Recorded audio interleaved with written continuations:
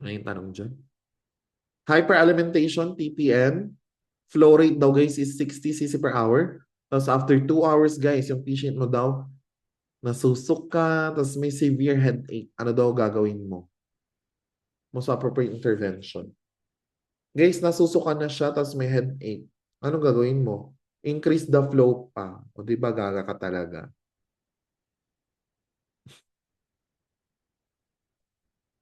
Okay? Sige, para masagot mo yan, let's talk about TPN. Total Parenteral Nutrition.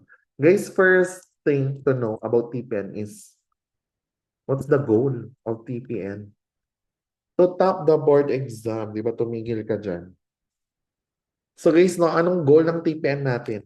Board exam question to guys ha, TPN, favorite nyo rin sa punda. So ang TPN guys, it will restore your negative nitrogen balance. Tandaan mo ha. Negative nitrogen balance. So guys, kailan ba kasi nagkakaroon ng negative nitrogen balance indication? So ito yung mga condition guys na nagpo-promote ng negative nitrogen balance. Number 1, starvation. Or there's severe muscle wasting. Starvation, guys. Di ba kailangan mag-TPN ka dyan? Tagal mo na ka-NPO, iti-TPN ka. Or bawal ka mag-take, guys, orally. Example, you have pancreatitis. Di ba iti-TPN ka? Ano pa? Burns. So there's excessive guys, tissue injury. Kailangan mo mag-TPN. Ano pa? Sabi ko kanina, pancreatitis. No. So guys, so those are the most common indications for your TPN. Okay? So, we're done with the indications. Let's talk about the route. Para naman sa ina-administer yung TPN na yan, guys, there are 2 ways to administer TPN. Number 1, guys, pwede siyang i-administer via central line. So, centrally. So, guys, na pag central line yan, tandaan nyo, that's for long term. Gaano ka long term yan, guys? If gusto mo, i-TPN yung patient mo for 28 days or more, mag-central line ka. Okay? Pero pag gusto mo pang madalian lang, mabilis lang, to reverse gaze negative nitrogen balance, so anong gagawin mo? Peripheral line ka lang.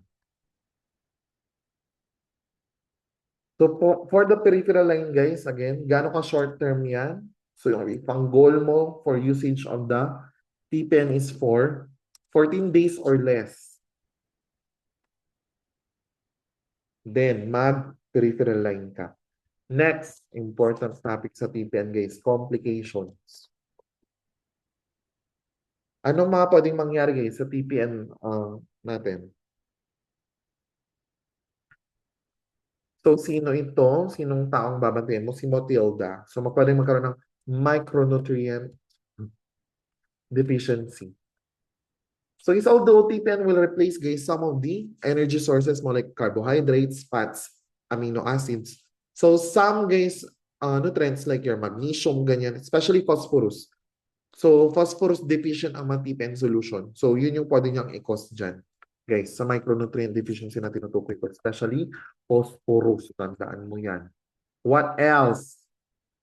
Matilda. Oh, magkakaroon ng fluid overload. Diba? Lalo pag sobrang bilis, o gaya niya no, sa situation, 60 cc per hour, baka nagkaroon ng fluid overload yung patient mo, kaya na siya sumakit yung ulo niya, nasusuka. Diba? Or, Matilda, letter T. Anong pwedeng nangyari dyan, guys? Letter T, pwedeng magkaroon ng bara, thrombus formation. So, tandaan nyo, ang TPN solution can cause, guys, blood clots. And kapag yung clot na yan, nag-travel, alam mo nang pwedeng mangyari. What else? Your TPN solution, guys, are very rich in glucose. They're hypertonic. So, kapag yan, guys, napabayaan, lalo central line ka pa, di ba? Dugyot sinners, magkakaroon ng infection. And of course, guys, no, motil, the letter L. Anong pwedeng mangyari, guys? Due to prolonged TPN administration. So, anong bibigay yung liver mo? Magkakaroon ka ng liver cirrhosis or failure. What else, guys? Motilda D. So, anong mangyayari din? Dahil hypertonic yung solution, guys, no, pwede kang ma-dehydrate. Weird, no? Pwede kang magkaroon ng overload pag nasobrahan. Pag sobrang taas naman, guys, nung glucose content nung nilagay mo, pwedeng magkaroon ng cellular dehydration yung patient mo. Next, letter H. So, pwede siyang mag-cause ng hyperglycemia kasi nga hypertonic yung solution niya. Or guys, pwede yung mag-cause ng hyperinsulinemia. Tanda mo ha. Dahil mataas ang glucose nung content nung TPN mo, anong compensatory mechanism ng pancreas? It will produce, guys, no, too much insulin to, guys, metabolize the excess glucose. Biglang in-stop yung TPN. Anong mangyayari? Magkukos yan ng hypoglycemia. Kaya tandaan nyo, guys, ha, your TPN solution can never be stopped abruptly. It must be tapered down gradually. Kasi pag hindi naka-adjust yung katawan mo, no, there's hyperinsulinemia. Pag nawala yung glucose source, magkaka-hypoglycemia yung patient mo. Takang-taka ka, di ba? Nagtitipian yung patient for long term, tapos biglang na-coma. Gaga, baka nag-hypo siya. Kaya guys, mag-ingat kayo. Again, we never abruptly withdraw or stop your TPN therapy. It must be tapered down gradually. Tandaan nyo yan. Most important, nursing consideration when caring for patients with TPN. And the last one is letter A, which is pinaka nakakatakot sa lahat. Ayan. Yan yung pwedeng nangyari doon sa patient mo. Nasuka, nagkaroon ng headache, or there's sudden chest pain because of air embolism. So to manage air embolism, guys, what's the best position? Board exam question yan. Di ba? Sabi natin, air normally floats. So kapag may air, guys, sa puso ng patient mo, ang goal mo is hindi siya pwedeng mapunta sa left ventricle or else isi-circulate yan sa aorta mo, pak, utak, stroke will be the result. Or sa lungs, pulmonary embolism. Or sa heart, myocardial infarction. Di ba? Kaya hindi pwedeng mapunta sa left ventricle yung air na yan. So anong gagawin mo? Left or right side? Guys, air normally floats. Pag yung patient mo nilagay mo sa left, di ba, yung air lulutang, napunta sa right, napunta sa circulation. So, kung gusto mo nasa left side lang yung heart, yung air, guys, anong gagawin mo? Place the patient on the right side. Tama ba? Wait lang. Left. Pag nilagay mo yung patient mo sa left, yung air nasa right side lang ng heart, which is good pala. Pag nilagay mo yung patient sa right, mapupunta yung air sa left, masisirculate sa systemic circulation. You don't want that. So guys, so dapat nasaan siya? Nasa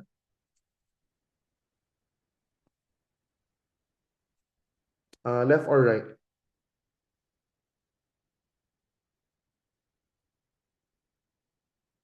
Left or right? Left, correct. Oh, next question. Guys, anong gagawin mo para ma-contain yung air at hindi siya ma-circulate sa systemic circulation? Will you elevate the foot or elevate the head? Let's say, guys, no, yung air nasa left ventricle na. So, para hindi siya ma-pump sa aorta at systemic circulation, ano itataas mo, ulo or paa?